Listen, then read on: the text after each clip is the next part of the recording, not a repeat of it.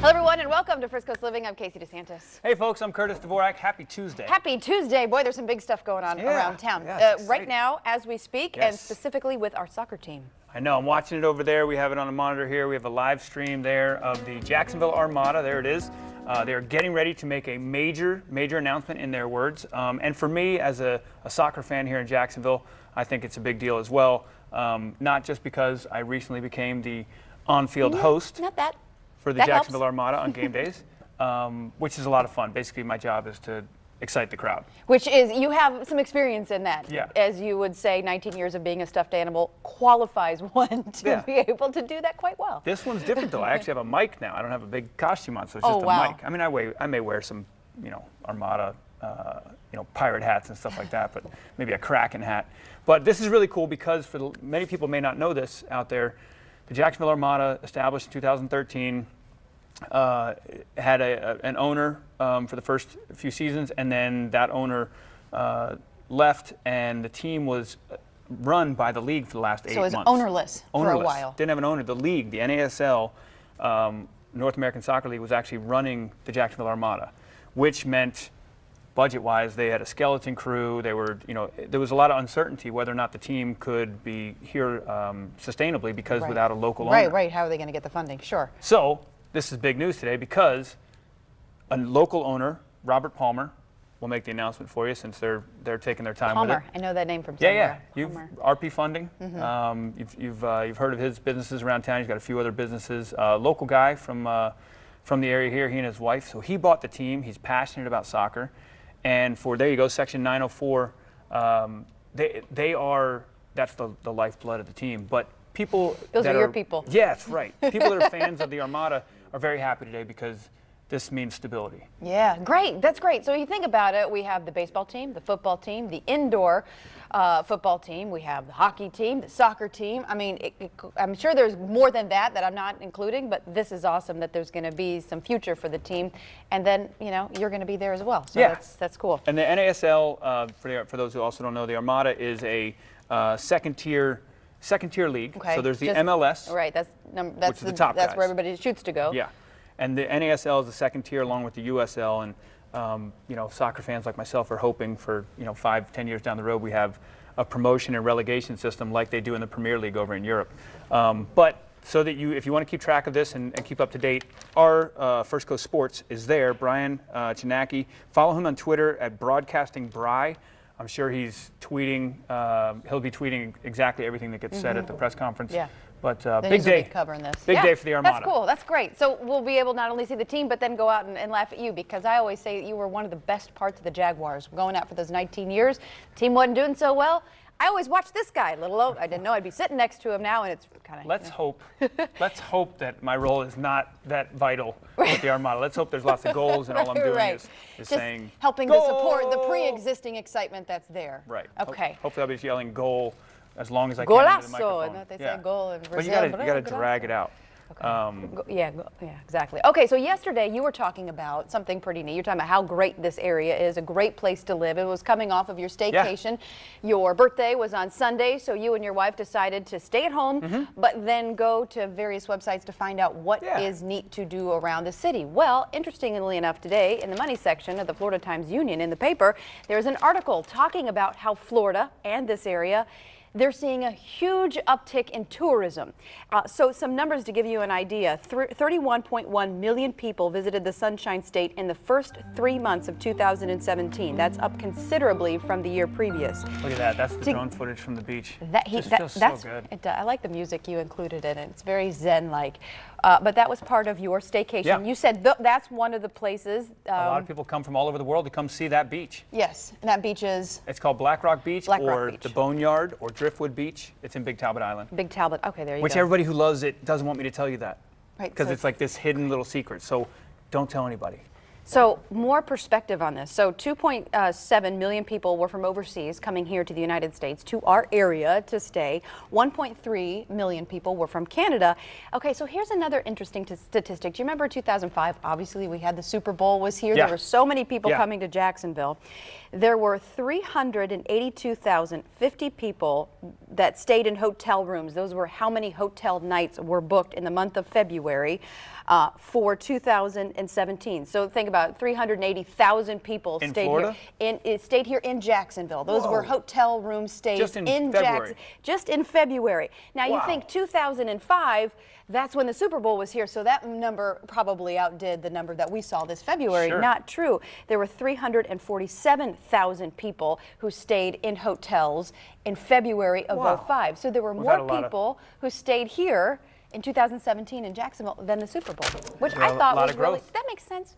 I think that was really a lot of growth going on. Yeah, it's because it's what you said. We live in a great area. So many cool things to do. That's really cool. Yeah, Jared and I were talking about the staycation series. Maybe we'll do that. So if you have a place around the First Coast within 50 miles of here, and Casey wants to do this, she's going to go on the staycation with us. Wait, we're staying together? We'll have separate rooms. Will you bring Ron? I'll bring Jasmine, and it'll be a great time.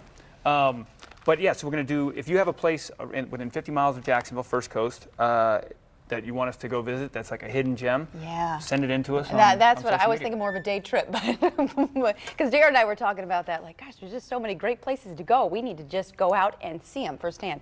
Can I add something else? Remember how we were talking about Amazon doing all the job fairs? Yeah. Do you know there are more? There's going to be an Amazon job fair tomorrow at the Prime Osborne Convention Center. We're going to send Trent out there. Right? I think it might be. I think they have one or two more. I think the 21st. But they're starting to close the job fairs. But there are more jobs going on. So we talked about this place just yesterday, the Cowford Chop House. You went out there and got some really cool video, by the way, of this is a little bit earlier when they were starting to build it. This is going to be a really swanky, nice restaurant that's right next to Bold City Brewery. Yep. But with a rooftop bar. With a rooftop bar. And we'll see that in a second in the video that you shot with your little did we put drone. that in? We did. We did. We wanted to show people, give them perspective kind of on it's been under construction for a while. I know they had some issues with the first owners and the whole thing, and they stalled the construction for a while, and now they're back at it. But now they're back. So there it is as you take the shot away. It's on the corner there, right of East Bay, and what is that, Ocean? Right as you come over the Main Street Bridge. Yeah, right. Okay, so yeah, that's Ocean. Right over the Main Street Bridge down there, and then that's Bay Street, Gatorbowl Boulevard. It's been a bunch of different names. Isn't it beautiful? Okay, so they're going to be hiring people, about 50 employees. This is for tomorrow, so we have information on this. 301 East Bay Street from 2 to 6 p.m. It doesn't say specifically what they're going to be hiring, but I would imagine it would be servers. Servers, busboys, it's going to be huge. Yeah. This is the old Bostwick building, as you saw a second ago. So that is tomorrow. And also tomorrow, Goodwill. They're going to be holding a job fair as well. So from 10 a.m., until 2 p.m. on the west side Goodwill Job Junction, which is over on 4227 Lenox Avenue, they're going to be filling 30 positions as well. GoodwillJax.org for more information. How about that? There's a lot of hiring going on because you know why? It's a great place to live. All kinds of new jobs all over the place. Up on the screen, I got Robert talking right now at the press conference. But again, follow First Coast Sports, and Brian's there. He's tweeting out all the stuff. So yeah, that soccer team. It's like the shiny little ball over in the corner. Big news. Big news for Armada fans. I'm excited. It is. It's awesome. Big news for AGT fans, though. Yes. Auditions are over for this season on America's Got Talent. But starting with tonight's show, the really hard work begins for the judges. Yeah, so paring down the acts, they've already given the thumbs up. They're going to have to decide who's going to go, who's going to move forward. Mark Barger has a preview if you haven't seen what's been going on. Take a look. I mean, you've made my goosebumps have goosebumps. The AGT judges you were great. Have spent the past few weeks My jaw was like dropping down to this desk. saying yes You're a nut, but you're an amazing nut. to a lot of talented acts. You have 4 yeses, congratulations. But tonight they start telling some of those same acts no. It hurts me in my gut to tell that to the people, especially when I really believe in them and I think that they're so good. The judges will see 20 acts each of the next 4 weeks, but they'll send 13 of those acts home. And you've got to tell them face to face, you know, it's not easy. The Wall's Chris Hardwick guest on the show tonight. It's a lot of pressure. I don't want to mess it up. To help the judges make their picks. But it all really just kind of boils down to how are they going to be able to bring it today. And hopefully they will. It's also the first time through the cuts for new host Tyra Banks. It's pretty intense. And the room, it's like all red. And I'm like intimidated, so it's heartbreaking. Once the cuts are made and the live shows begin, viewers get to weigh in. We get to hand it over to America, and America's got the tough work, and I don't know how they're going to do it. For the past 11 seasons, America's found a way. Mark Barter, NBC News. It's getting good. It is getting really good. And we've been watching. I went and I visited my parents this weekend, and my parents are huge America's Got Talent fans. So they have them all DVR'd. So my mom was pulling up all the old episodes, fast forwarding through the commercials to show me all of her favorites. She showed me this guy, and I don't have good context on who these people are. I think his name is Carlos de Antonis. He's a taxi driver. And he has an amazing voice. Amazing opera voice. That is one of those diamonds, you know, in the rough that you find. That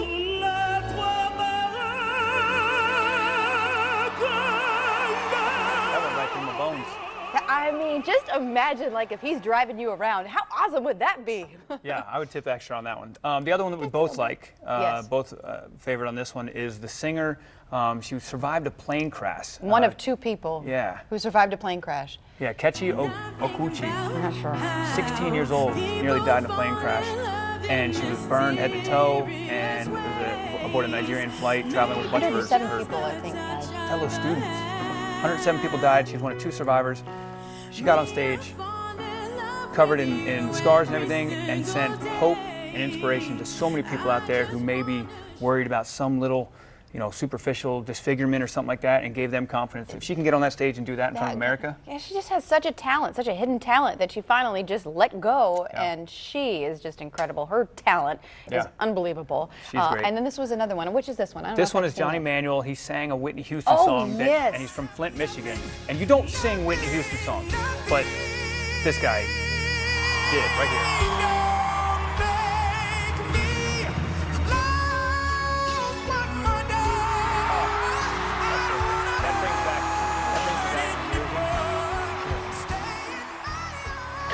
That brings me back to Jersey, growing up in Long Valley, because the town right next to us, Mendham, Whitney Houston, when she exploded, bought a house in the town next door to us. Really? And on my way to my mom's house every other weekend or so, I would ask her if we could swing by. She was a realtor, so she knew where the house was. Yeah. And we'd drive by Whitney Houston's house and look through the gate and hope that Bobby was coming to pick up the paper, or Whitney was coming out, or one of those. So it was, that brings me back, because Whitney is, her voice is just amazing. And he did her proud. I think Tyra Banks in the back said, you know, Whitney's looking down or smiling down or did something. And his story is really one of perseverance, and I love those, you know, where he, I think, had a record deal and signed with some pretty big. He was a little Bow Wow. He was a little Bow Wow back in the day, and then And then all of a sudden, like, he went from child stardom to nothing, and he said he went through this depression and this depressive phase where he was like, you know, was that it? Was that everything? What am I going to do with my life? I thought I had this talent. And then he gets the courage and the guts to say, you know what? It didn't work out. I'm just going to come back up and fight, and he did. And look where he is, and he has a good chance to win it. And this, we both love this one. Everybody's seen this one. This is great. It's a feel-good story for the day. Storm, bring him in. Look at this. You've seen this. If you haven't, you got to check it out. It's a dog. You can't tell from the video, saving a deer, a little baby fawn from the Long Island Sound. He said the dog named Storm plunged into the water, grabbed the deer, and pulled it to safety. Good boy, Storm. Storm laid next to it. Watch this. Storm, he pulls it to safety. Good boy. Good and then boy, he, Storm. And then he Good boy, Storm. gets next Storm. to it to make sure that it's like, wake up, wake up. Listen to this. The dog starts whimpering. Okay. Storm, leave him, okay? Yeah, he's just trying to get him to wake up. I mean, dogs are amazing. Good boy, Stormy. Awesome. Yeah, waking him up. The baby deer, we hear, is fine, got away, ran back into the bless his little heart. Into the water. Actually ran into the water again, and a worker pulled it out. But that's just cool. I feel, we love dogs, but I feel sorry for people who don't understand the amazingness of dogs and how special, what a special creature they are.